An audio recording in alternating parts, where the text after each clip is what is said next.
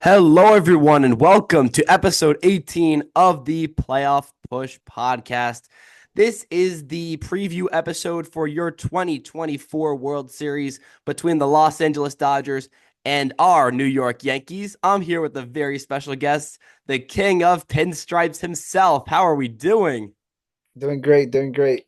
I haven't stopped smiling since Saturday. Oh, the clinch is huge. First clinch in 15 years, my first real World Series I'm going to be able to watch. It's amazing to see. Yeah, it's been a very long time. So, like I said, I haven't stopped smiling since Saturday. It's been a I feel like I'm in a dream right now, and for me personally, I have like a deeper connection with this World Series due to personal reasons.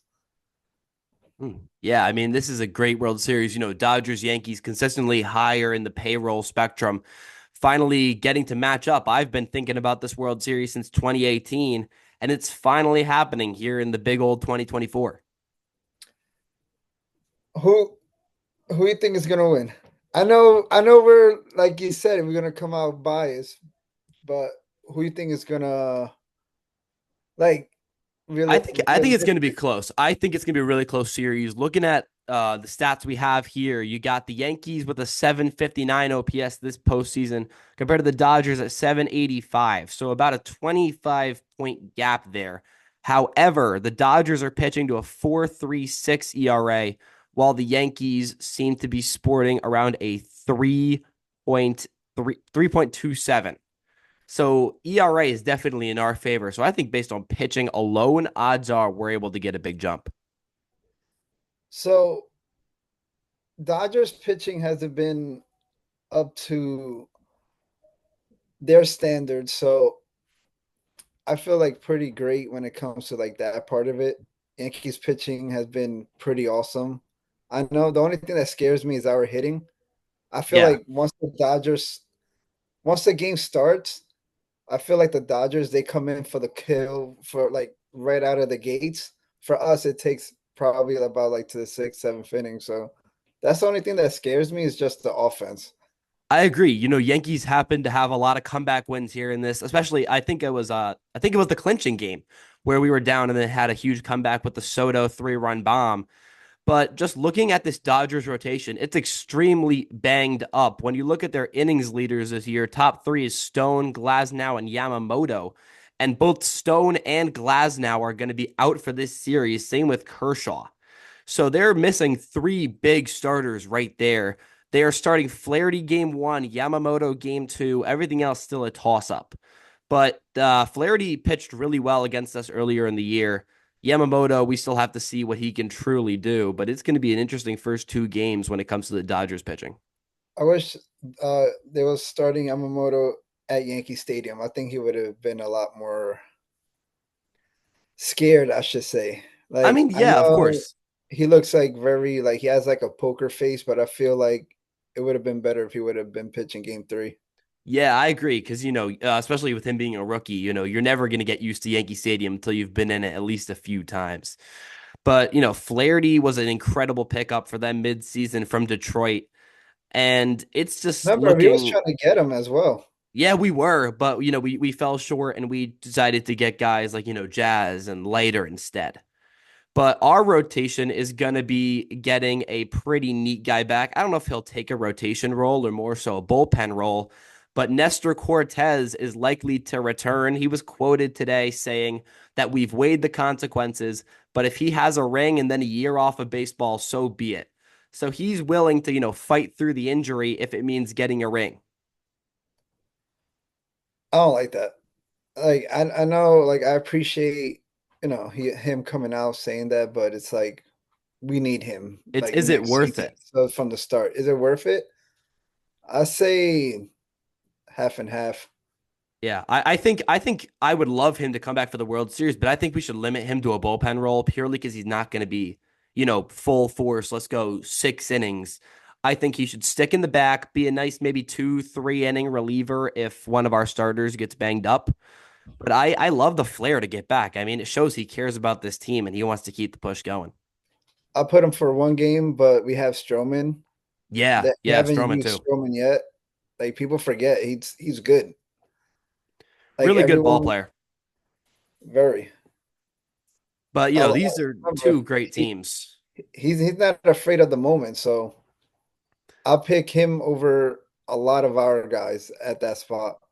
I mean, yes, Stroh's been through it. He was on those Blue Jays teams that were able to, make some runs back in the mid 2010s. But this is a team that he's only been with for a year. But he threw 154.2 innings this year, pitched to a 4.31. So really didn't have the greatest year of his career when it comes to numbers. But he took a leader role pretty confidently. And again, I think we could really use Stroman in a bullpen role. And I think we can run with the rotation of Cole, Rodon, Schmidt, Heel, and maybe just run a bullpen game 5. Maybe toss in Stroh, toss in Cortez. But I think we really just need the 4-man rotation and then just keep it pushing.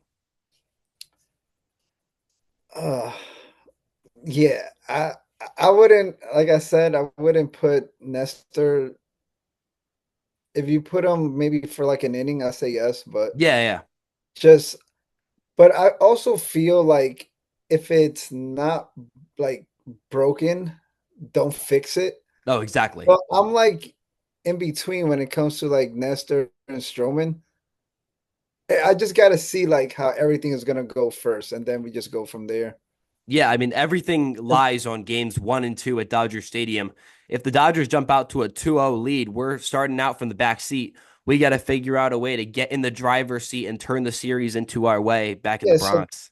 that's what I'm telling you. Like for the Dodgers, they right out of the gates, they're already like, okay, let's just go in this game from the first. For us, it takes a while, and that's like the only thing that scares me. You know how many times it's like, okay, the fifth inning, we have zero on the board, six, seven. That's when they start to wake up. By then, maybe the Dodgers are like 8-0 by then. So that's like the only thing that scares me. I totally agree. But one big thing to keep in mind about this series is there's a very good chance Freddie Freeman does not play, dealing with an ankle injury, and seems to be very likely to be left off of the World Series roster. And, losing your starting first baseman, a former MVP winner like that, could be crucial. And that could cause a guy like, say, Kike Hernandez to have to take over the first base role while keeping Muncy at third. So that might be what we're looking at when it comes to the Dodgers lineup. Other than that, looking pretty healthy. Mookie's balling. Tommy Edman, an incredible midseason pickup. Everyone's doing their job, and Freeman might be left off this roster. Like we're talking about his bat, but also just his veteran like leadership. Also on the field, for me, he's like a Gold Glover. Oh yeah, no, he's one of the best first So basemen of the 21st century. it's a lot of things that could go wrong at first. I know a lot of people might say it's like a super easy position to play. I hear that many times, but it's it takes a lot to play that position, so you never know. It does, especially with the number of lefty Saving hitters trending errors. up. Yeah, the lefties trending up means a lot more balls are going to be heading towards the right side of the field. First basemen are having to make plays now that they've never had to make before. A lot of divers in between the second first gap with the shift band. So, Freeman's a crucial presence on this Dodgers team. If he's not playing ball, that's already a huge jump for the Yanks, and we could potentially abuse it. Have you seen have you seen Otani's number against the Yankees at Yankee Stadium? I have not. He he doesn't really, that's a thing. He doesn't, so I'm not like a huge number type of guy. I'm not like into it deep. I'm like just at games, watching on TV, visual. He doesn't really do any damage against us, as I probably am gonna jinx it, but like Otani doesn't scare me like whatsoever. So Ooh, wow. Yeah, you're not wrong. Otani, this was posted in July. So I don't know if this has been updated since. I don't know if we played them post July. But as of this Reddit post, Otani in 16 from games the at Yankee Angels, yeah, in 16 well, games at Yankee Stadium hit 136 with a 239 OBP and 17 Ks, as well as a 27 ERA on the mound in 3.2 innings. So, yeah, actually I didn't even realize he played that bad in the Bronx. But, however, At Angel Stadium against the Yankees, he had a 1.4 OPS. So it's not like it's the Yankees shutting him down, it's Yankee Stadium itself. That's why I feel great about it. Like I'm not a I know a lot of people's gonna say I must be crazy, but Tani, just pitch around him, just make sure you don't give him anything to hit. So other than that, I think the only, let's say, player on the Dodgers is Mookie Betts. Like he's been there, he's been in Boston, Yankee Boston rivalry. Like he's the only one that I could say that I'm actually pretty scared. Other than that, I have all the confidence we're just gonna pull it off. I mean, yeah, Mookie has been on an absolute tear this postseason. Leads the Dodgers with 44 at bats with a 1.063 OPS, four homers, 12 RBI, and a what looks to be a 6 to 8, no 8 to 8 walk strikeout ratio. So he's actually playing pretty well, hitting 295 in those 44 at bats. So this Dodgers lineup, when you look at it, Mookie's hitting 295, Edman 341, Otani 286, and just at Kike Hernandez hitting 303. He's an iconic postseason hitter, one of the greatest in the 21st century. So this is a loaded Dodgers lineup, but this is a loaded Yankees staff. So it comes down to who wins that matchup. I wonder which version of Aaron Judge we're gonna get. That's the other Yeah, thing that has me thinking. I agree because Judge is, not great in the postseason. We've learned that. But, however, Aaron Judge is actually a very good ball player against LA in general. I'll pull up the exact stats right now. But in his career against the Los Angeles Dodgers, Judge is hitting 389 with 8 homers. So, that seems pretty nice to me. I would gladly welcome that. Yeah. I mean, just earlier Um, this year, June 8th, he was 2 for 4 with two nukes. I man, it's hard to say, but I really think, in my opinion, Judge is gonna break out. I think so. I think it's due. That that's my opinion. It's no way he's gonna go once again just striking out because he's been looking like he never played baseball before. Like I agree. swinging at every pitches that he usually walks. I don't even know what to say. Like I've been super excited. I just can't wait. I agree. I mean, Judge is due for the breakout, hitting 161 this postseason, 13 strikeouts compared to 5 hits. So, of course, not a ratio you want there. But again, as I just said, incredible ball player when it comes to facing LA. And I feel like with the Yankee Stadium crowd getting behind him, this is the World Series. He's been talking about this since he first got up to the Bronx. So the fact he has a chance now, if he doesn't break out, man, what's going on? You got me there. I wish I knew. I wish. Because I'm it's telling you, crazy. he's Because been very frustrating. I'm not like I can't kill him. It's Aaron Judge. He's the best, I but agree. Yeah. it's something going on. It's crazy Like with Judge because prior to the pandemic, he was actually a pretty solid postseason hitter. But as soon as COVID hit after that, he just hasn't been able to, hit anything. so, your opinion? Give me your lineup for game one. Lineup for game one. Would you leave Okay. it as it is, or will you change and fix like some things like in the lineup? All right. So let's think about this. So you have to keep Glaber at leadoff. I mean, he's been performing very well, 832 OPS from the leadoff spot since we put him there in September and actually dragging it into the postseason. I think we do go Soto in the two. I mean, hitting 333, 439 on base. I think you kind of have to put Soto in the two. So you got Torres at second in the one, Soto and right in the two. Um, who do we go in the three? I do think we have to stick with Judge in the three. I just think you need to keep Giancarlo in the four. So we'll put Judge in the three. Pray to God he breaks out. Giancarlo in the 4. In the 5, I guess we'll go with let's go with Rizzo in the 5. He has a 1,000 OPS this postseason. I'll go Rizzo there. Follow him up with Verdugo. Volpe in the 7.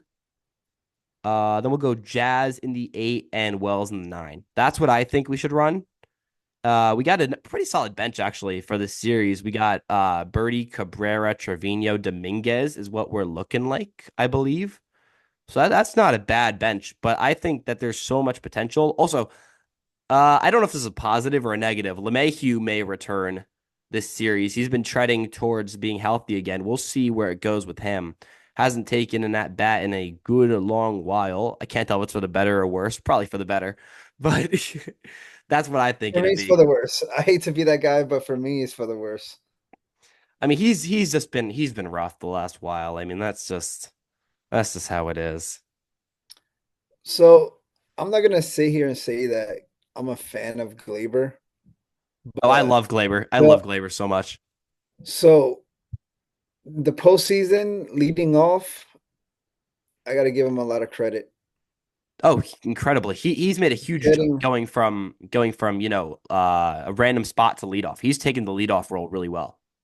he is in a big position, like being in the playoffs, ALDS, CS. Now let's see in the World Series. Yeah. Would you resign Glaber, or you would move on from him? And My thing is if we re-sign Glaber, I think it lowers our chances to get Soto. Just because there's so limited money we have with, Judge and Stanton and Cole still in the payroll. If we want to get Soto, it'll probably have to be him, and that's about it. I mean, I don't see a world where we can get, Glaber back and Soto back and, anyone else we may lose. I'm not too in connection with the free agency market as of now, hopefully soon enough. But I love Glaber to death, but I really think Soto is the priority here. I agree. I mean, Soto, he's so uber talented, 200 homers before age 26, a career 285 hitter. I mean, yeah, he doesn't turn 26 until I think Friday. I think game 1 is his 26th birthday. So speaking of Soto, how much will you give him? Oof. 20 so he'll Years, be 26. So let's think about this. I think around 12 years is what we'd be looking for Soto. 12. Yeah, I mean, What's the I mean, price? I think 480 might be realistic. I mean, that 480. that that's 40 mil a year for 12 years. 480. I really think he's gonna go up to almost You like the think he's going to 700. hire? No, no, there's no way because Yes, I'm telling you. there's no way he gets Think 60 mil. No, I no think it. shot. No, I'm keeping it. I'm telling you, it's gonna be at least That would be brutal, man. 610. Whew, I man. think max 610. Yeah, I mean this kid, he's one of the most talented ball players we've seen since 2000. So just the fact that everyone's going to be going after him, even if you suck, like even if you're the A's or the Rockies, you got to at least keep your eye on him because he's You, one of those ball players doesn't come around too often. you know Scott Boras. He's gonna keep replaying that homer to clinch. He's gonna Forrest, go to man. the table and just keep replaying that video over and over and over again. Oh, I know 100%. Cashman and Hal doesn't have to see it, but you know Boris is gonna have that in his back pocket. I have so much beef with Scott Boris. I cannot stand the dude. Why is that? He's just such an annoying guy. I mean, he kept us from getting Bellinger. He made Monty sign to the Diamondbacks and miss spring training and get obliterated. It's just like I just think he's awful. I You just seen don't Blake think he Snell as represents his well. guy well. Yeah, I mean Snell missed spring training, but he started off really cold, but then he eventually, He got got his stuff back yes. together.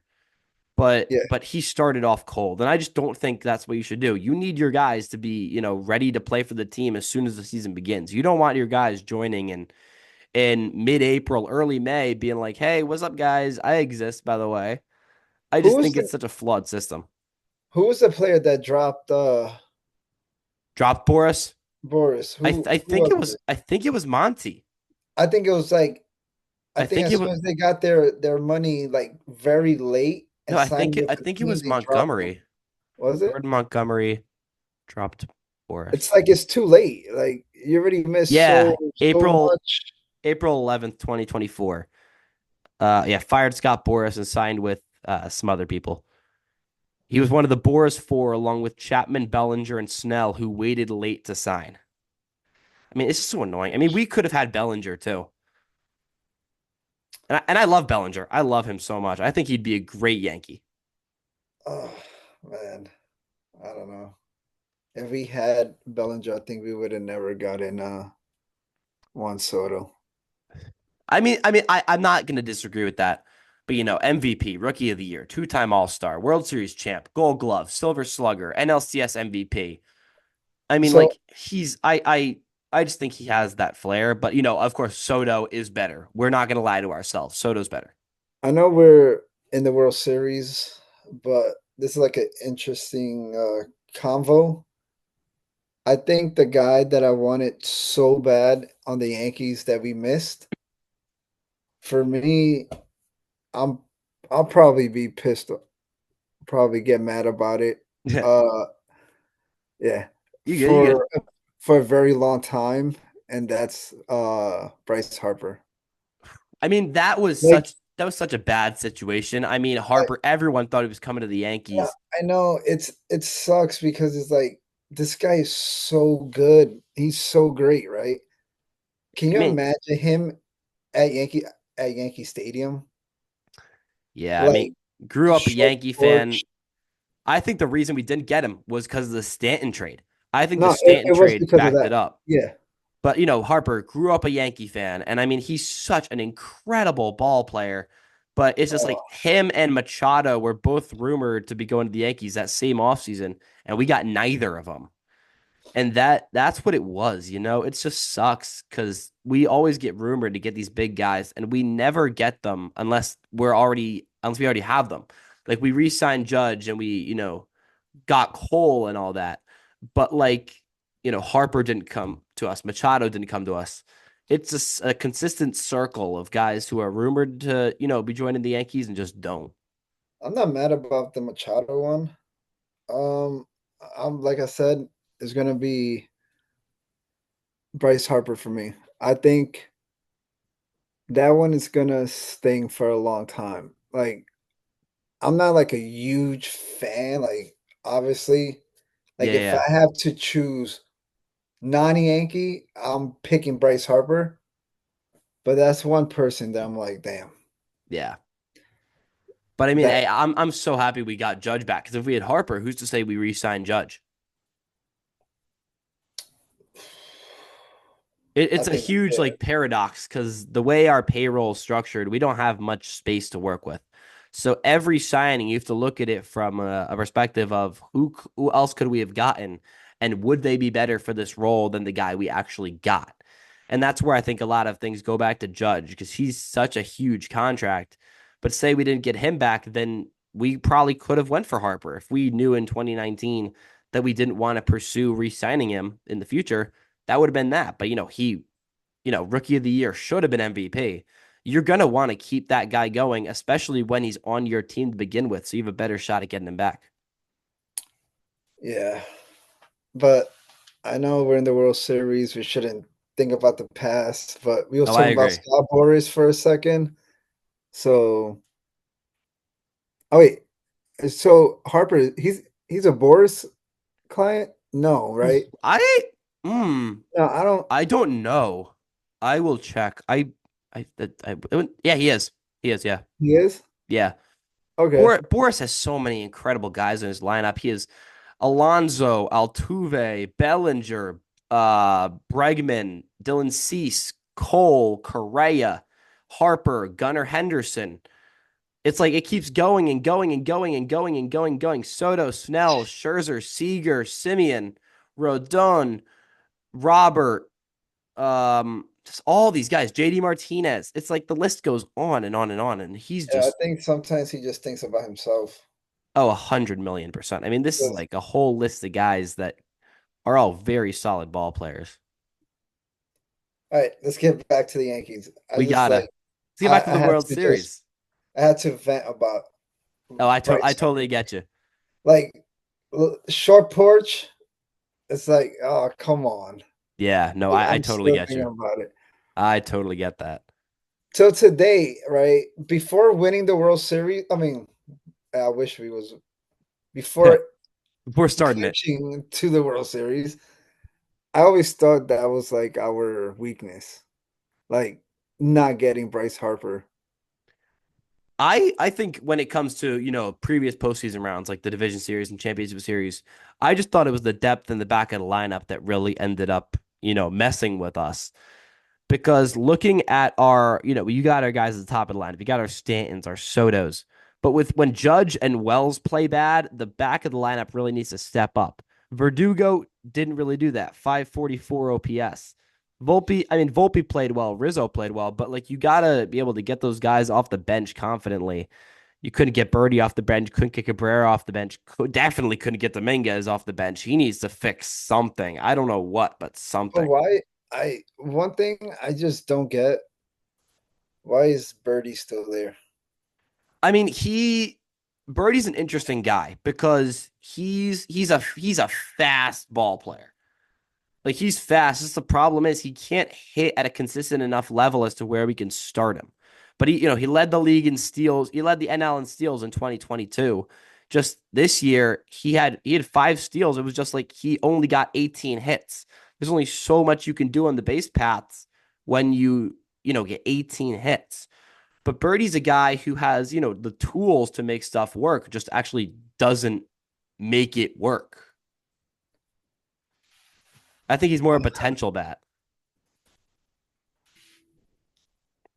I don't know how I'm gonna say this.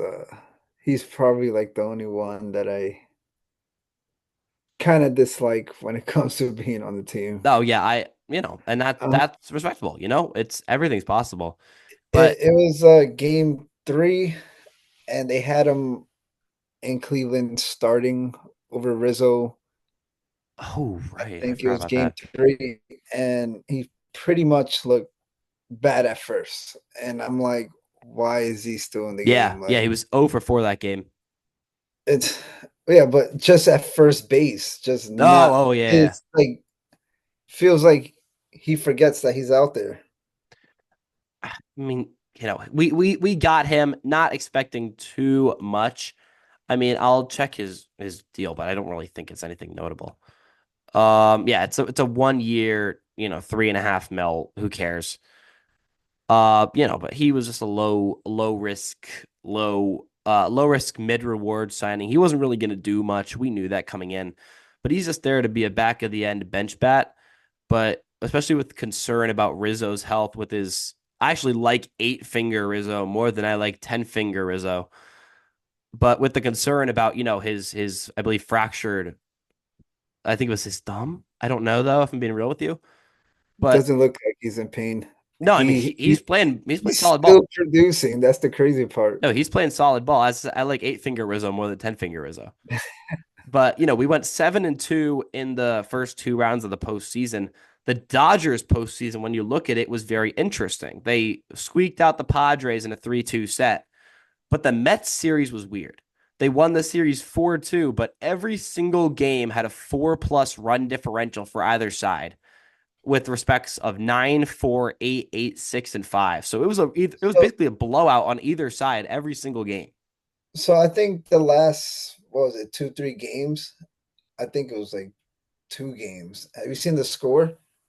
of the Dodgers Dodgers Mets. Mets. Yeah, I mean it was, as I said, 6 and 5 run differentials in the final 2 games. It was a really, really weird set. The final That's the game thing that was on scares me. Sunday. It was a 10-5 final. They nuked Sean Mania. Holy Yeah, cow. but that's the thing that scares me because, like I said, sometimes it takes us a very long time to produce like some hits and some runs. No, and So I totally agree. It's just the Yankees. We have all the potential in the world. Just can we stay consistent with it? Stanton is another guy that I have to like apologize to him. Like Oh, everyone does. Absolutely everyone does.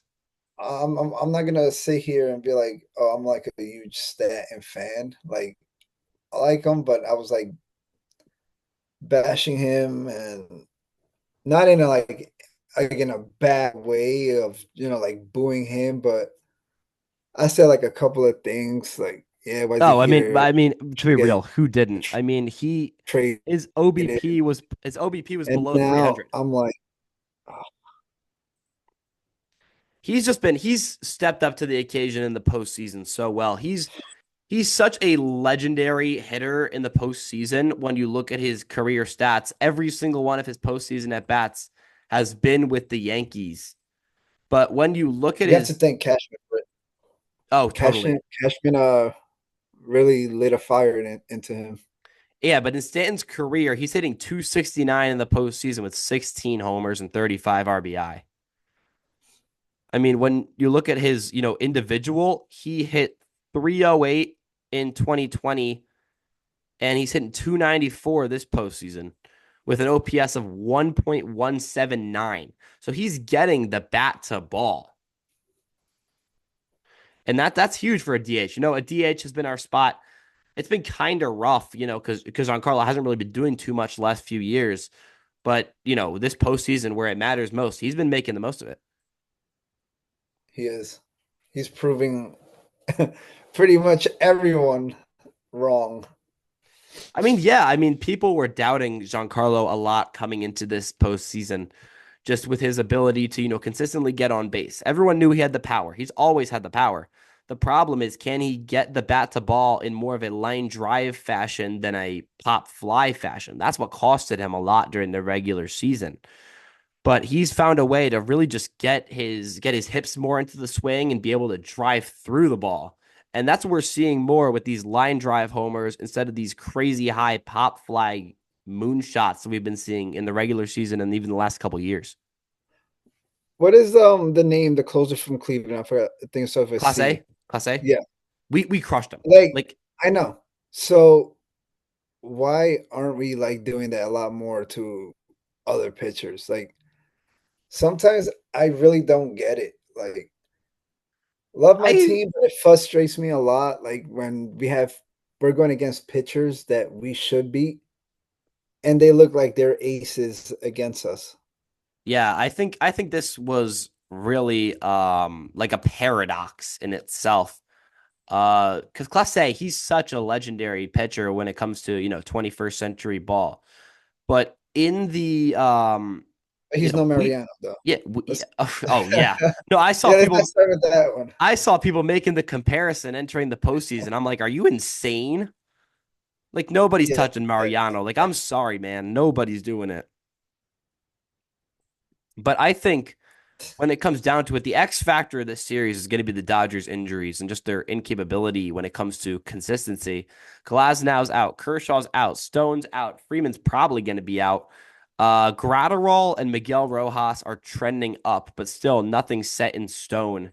And the Yankees are looking pretty healthy. Cortez, Hamilton, and LeMahieu all have potential to return. So I think if Yeah, we win everyone this is series, healthy. I think we Everyone. win this series. It comes down to the Dodgers just having guys hurt and we just overpower them. That's what I think it comes down to. Game one for me, I don't know if you will agree to it. Game one for me is a game seven. Ooh, I mean, just If you just think if hmm, you think about it, game one is a game seven because you got to get the jump. you have to like, and not only that, you have to take the crowd out Yeah, from the beginning, yeah, right? because we know the matchup on the mound. It's going to be Cole versus Flaherty at 8:08 Eastern Yeah. on Friday. By the But second inning, we should be up 3-0. I would Like, hope so. The problem there is Flaherty. While he might not be doing great this postseason, I believe his numbers this postseason are 15 innings and 12 earned runs for an ERA of 7.04. But he's a good pitcher against the Yankees in his career, despite only having a couple starts. So we'll yeah. see what he can do. But I would sure hope we can, jump out early. So the other reason why is because like you said, Yamamoto's gonna pitch, I believe, the second game. He will. He will. It will be So Yamamoto. And I don't know if the Yankees have locked in a pitcher yet. I believe it will be yeah, it's a bit room. Rodon. Yeah. So if you think about it, he might be nervous going game two against the Yankees. We went game one. Now we're up one nothing like in the series. Go against him, you never know. 2-0 coming back to the Bronx for game three. So I think if the Yankees for even split the games at Dodger Stadium, that would be huge. That would be so massive. Just Judge even numbers, splitting. I can't say exact, like numbers, but Judge in LA in Dodger Stadium, different player. Yeah. The Like weird thing about he's always Yamamoto, great, but he had a 3 ERA this year, but his worst starts were against the bad teams. He allowed 4 earned runs to Colorado, 4 to Cincinnati, 4 to San Fran. And his only other bad games were 2 games where he allowed 5 versus the Padres, one in his first start, one in the first start of the postseason. So he's been pretty good against the good teams. 4 innings of shutout ball against the Braves, 7 innings of shutout ball against us on June 7th, and 6 innings of shutout ball against the D-backs. I mean, he's been pitching pretty well overall. He threw 5 innings of 3-run ball against San Diego in April in another game, 5 innings of shutout ball against the Cubs. So Yamamoto, he's been dominating the good teams, but just not doing too great against the bad teams. The question is, can we flip that script? I think we could. I think we can. I sure hope so. I think so. Like you seen Soto's at bat. Yeah, Like once he starts with the Soto shuffle, the nodding his head, like, okay, you threw that? All right. I agree. Only got about a Stat, minute left, but Stanton feeling, yeah. I guess you could say pissed off. Judge hasn't been Judge. Uh, so he's gonna bounce back. Glaber, I think he's gonna still I he's think gonna so. He keep has to. producing. Jazz hasn't he's been quiet. I think he's gonna produce. Yeah, I'm just excited. I really think we're gonna pull this off. Love it. Got a few seconds left. What's your final series prediction? What we feeling? Yankees in six. Yankees in 6. I will be taking the Yankees in 7. I believe they can outlast the Dodgers injury perspective and ball player perspective. I would love to thank you guys for watching the World Series preview episode of the Playoff Push Podcast, episode 18. Let's go, Yankees, and have a Let's great rest go. of your night. Yankees 8-4.